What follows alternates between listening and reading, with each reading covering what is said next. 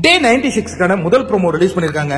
இந்த ஃப்ரேம் பாருங்க, இவ்வளவு சூப்பரா இருக்குல்ல. அதாவது என்னன்னா ரியல் அந்த பியூட்டி அப்படிம்பாங்களே, அந்த மாதிரி எனக்கு இந்த ஃப்ரேம்ல ஜாக்லின் தெரியுறாங்க. அவங்க கிட்ட அந்த கோபம் இருக்கு, ஏமாற்றம் இருக்கு, வலி இருக்கு.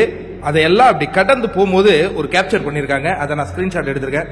சூப்பரா இருக்கு இந்த போட்டோ, அற்புதமா இருக்கு. இப்ப இன்னைக்கான ப்ரோமோக்குள்ள வருவாங்க. கேம் இதுக்கு முன்னாடி முத்துக்குமரன் வெர்சஸ் அதர்ஸ் அப்படின்னு இருந்தது. இந்த எக்ஸ் கண்டஸ்டன்ஸ் உள்ள நுழைந்ததுக்கு பிறகு ஜாக்லின் வெர்சஸ் சௌந்தர்யா அப்படின்னு களம் மாறி இருக்கிறது பாக்குறதுக்கு நமக்கு ரொம்ப சுவாரஸ்யமா இருக்குங்க. ஏன்னா முத்துக்குமரன் சம்பந்தமான ஒரு ப்ரோமோவும் வரதில்ல. நேற்று எபிசோட்லயே 2 கிளிப்பிங் தான் காட்டுறாங்க. என்ன நடக்குது? ஏன்னா இந்த பேசு பொருள் பயங்கர பரபரப்பாயிடுச்சு. ஏன்னா நேற்று அந்த சாப்பாடு சண்டை பரவலா பேசப்படுது இல்லையா. அவங்களுக்கு ஒரு நிகழ்ச்சியை நடத்துறாங்கன்னா அது மக்கள் கிட்ட போய் சேரணும் அப்படிங்கறத விட யார் பரபரப்பா இருக்காங்களோ அவங்கள தாங்க அவங்க ஹைலைட் பண்ணுவாங்க. இப்ப சௌந்தர்யா வர்சஸ் ஜாக்லின் அப்படின்னு மாறி இருக்கு.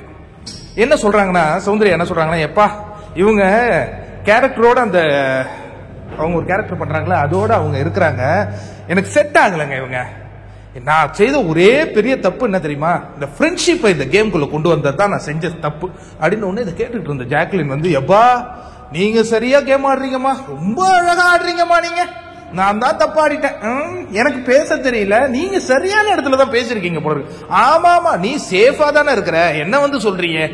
அதாவது எல்லாரும் இந்த கைத்தட்டு உழுவுறவங்க கூடயே இவங்க இருக்கிறதுனால இவங்க சேஃபா ஜேர்னி ஆகி போயிடுறாங்க அப்படிங்கிறது சௌந்தர்யாவுடைய ஆள் மனதில் தச்சிருக்கு. அதனாலதான் அந்த வார்த்தையை அவங்க பயன்படுத்துறாங்க. எனிவே கேம் இப்ப சேஞ்ச் ஆகுதுங்க, பயங்கரமா சேஞ்ச் ஆகுது. ப்ரோ இது உங்க எண்ணம் ப்ரோ, கேம்ல ஒன்னும் சேஞ்ச் ஆகல அப்படின்னு நீங்க நினைக்கலாம். பட் எப்படி எடுத்துட்டு வராங்க அப்படிங்கறத நீங்க பாருங்க. இப்ப சௌந்தர்யா வர்சஸ் ஜாக்லின் இவங்களுக்குள்ள இருந்த நட்பு உண்மையா பொய்யா அப்படின்னு நம்ம விவாதம் பண்ணோம்னா கண்டிப்பா அந்த நட்பெல்லாம் நான் பொய்ன்னு சொல்ல மாட்டேன்.